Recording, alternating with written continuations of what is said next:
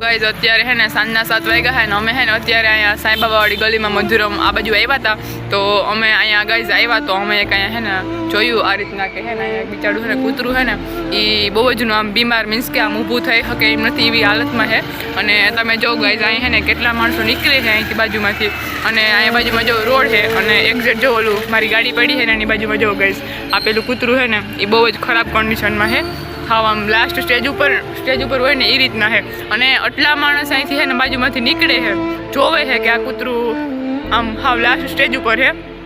તો એ આમ ખરેખર માણસો આટલા સ્વાર્થીલા થઈ જાય છે ને કે એ મૂંગું પ્રાણી બિચારું બોલી નથી શકતું એટલે આમ જરા આમ કંઈ ધ્યાન જ ન દે અહીંયા જોવે છે કે બાજુમાં જો પેલા અંકલ ઊભા છે એ રીતના ઘણા માણસો અહીંથી નીકળે હું કોઈનું આમ સ્પેસિફિક નથી કહેતી પણ પ્લીઝ મહેરબાની કરી અને તમે લોકો છે ને કંઈ ન કરી શકો તો કમસે કમ એની સારવાર ન કરી શકો તો ઇટ્સ ઓકે બટ તમે એને જોવો છો તો તમે લોકો છે ને કમસે કમ હેલ્પલાઇન નંબરમાં કોલ તો કરી શકો ને કમસે કમ એનું એ મૂંગા પ્રાણીનો જીવ તો બચી જાય ને ગાઈઝ તો મહેરબાની કરી અને આવી રીતના તમે ક્યાંય પણ જોવ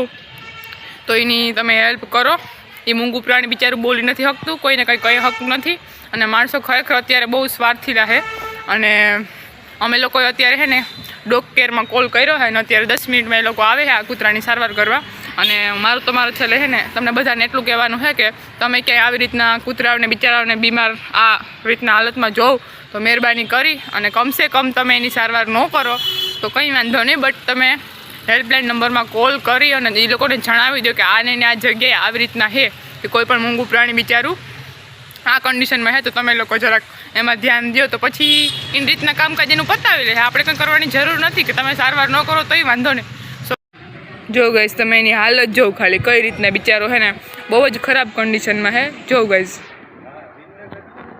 તો ગાઈઝ થેન્ક યુ